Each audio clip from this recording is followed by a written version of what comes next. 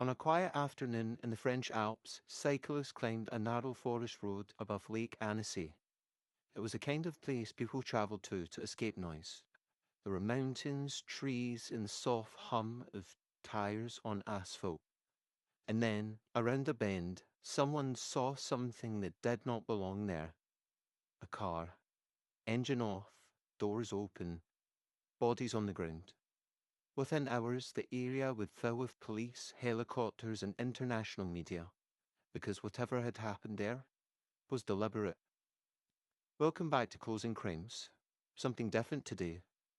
We follow investigators into one of Europe's most baffling modern murder scenes, a crime that began in silence and has resisted certainty ever since. What is called the Route de la Conquête, deep, isolated, popular with hikers and cyclists but far from busy traffic. And on September 5th, 2012, former RAF pilot and cyclist Brett Martin was descending after a ride when he noticed a vehicle stopped ahead. A dark BMW. At first, nothing seemed unusual, perhaps a breakdown, or someone admiring the view. But as he drew closer, he saw a man lying on the ground, and then another, and then blood.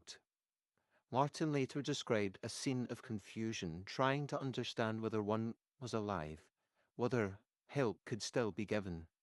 Inside the car, though, he found more victims, and astonishingly, a child who was still breathing. Emergency services were called. What responders would find forced them to consider a terrifying possibility.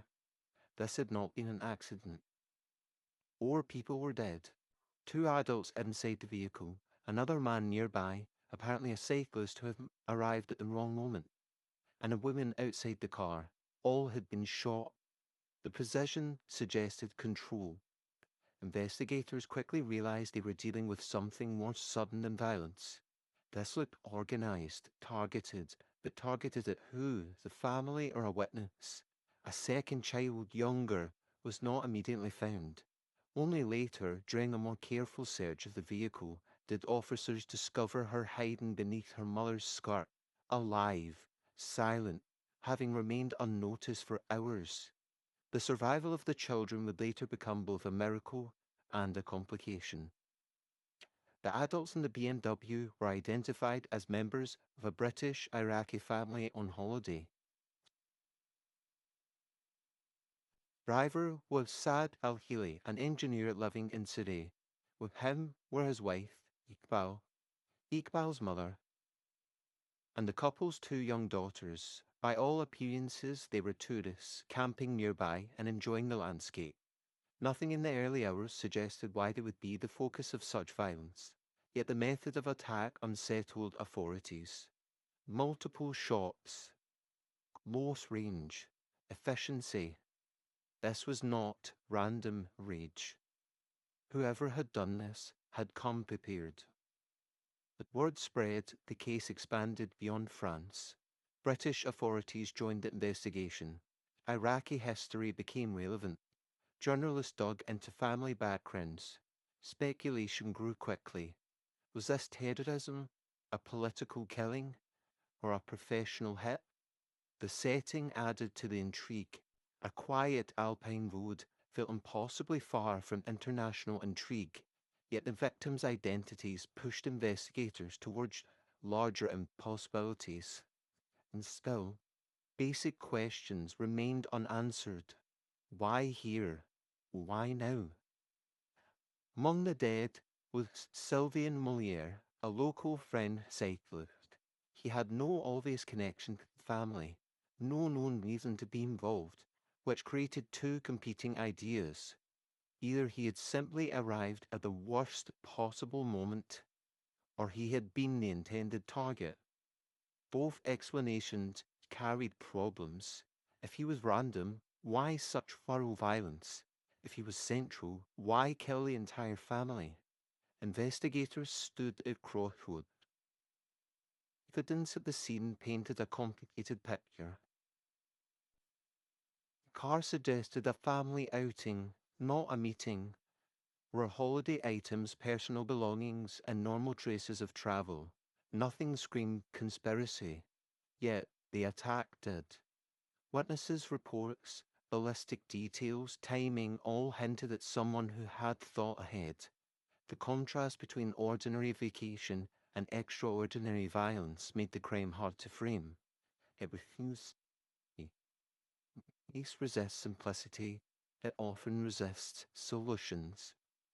By nightfall, floodlights illuminated the forest. Reporters gathered beyond police lines. Families in Britain waited for more information. Somewhere, a gunman had vanished into the mountains, and investigators faced a daunting task. Before they could understand why this happened, they had to understand who these people really were. By the end of the first day, investigators understood something unsettling.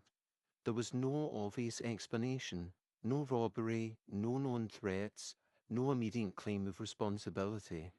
So attention toward the victims themselves, not to blame them, but to understand whether something in their lives might explain the violence.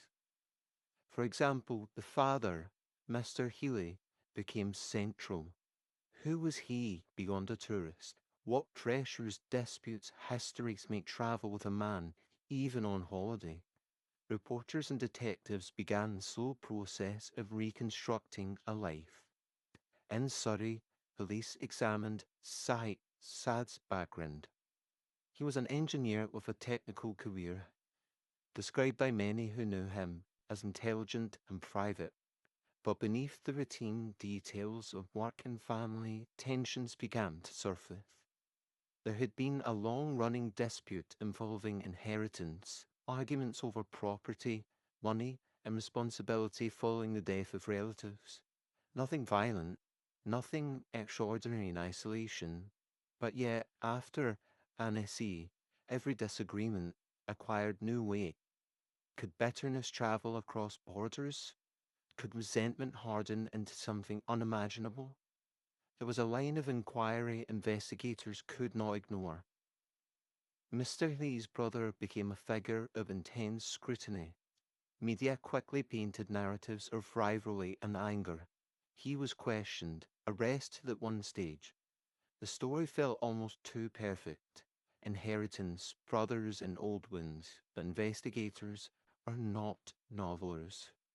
When examined carefully, evidence failed to deliver certainty. Eventually, his brother was released. Suspicion lingered in headlines, but legally the path weakened. Another apparent answer dissolved. Not family, then perhaps something colder. The efficiency of the killings raised the possibility of a trained shooter. The number of rounds fired, the close control, the rapid disappearance. Could Mr. Healy's professional background have connected him to sensitive information? Was this a corporate conflict? International politics bleeding into a mountain road. These ideas captured imagination worldwide, but imagination is not proof. And again, investigators struggled to bridge possibility with fact. The attention swung back to the other victim, Elaine Moliere, the local familiar cyclist on his regular ride. Was it truly coincidence, or had the family arrived at precisely the worst moment? Digging into Moliere's life revealed his own complexities. Workplace tensions, personal relationships, fragments of difficulty that, under normal circumstances, would remain private. Now they were examined under intentional glare. Yet here, too, solid connections remained elusive. If he was the intended target, why eliminate everyone else? If he was not, why kill him at all? Two young survivors remained. Their presence shaped the investigation in painful ways. They had endured unimaginable trauma, but they were also witnesses. Authorities moved carefully, balancing the desperate need for more information with protection. What could they reliably remember? What should they be asked? Even miracles carry burdens.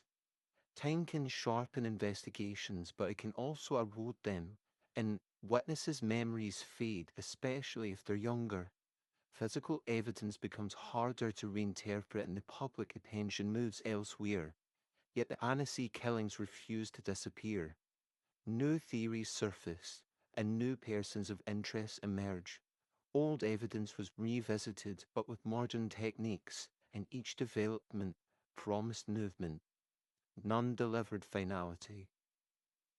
What makes this case endure is not only the horror of the scene itself, it is the accumulation of almost answers.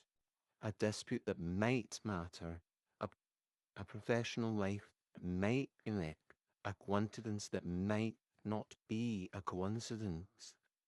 Every direction offers shape, but not resolution. For investigators, this can be the most exhausting landscape of all, because somewhere between accident and conspiracy lies a truth that refuses to stand still.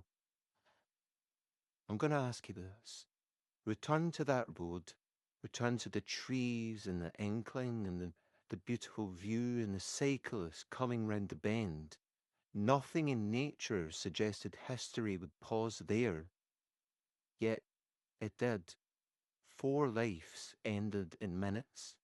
Families shattered across countries, and a question was placed into the world without an answer attached. Who decided this should happen? Some crimes are terrifying because we understand them. We see motive in anger and desperation. We can trace the line. Others disturb us because the line never appears. The Annecy shootings belong to the second kind. They remind us that violence does not always explain itself, and sometimes justice is forced to live beside doubt. This has been Closing Crimes. If you value careful, respectful journeys into cases where certainty is rare, subscribe. Because the past is not always silent. Sometimes it is simply unanswered.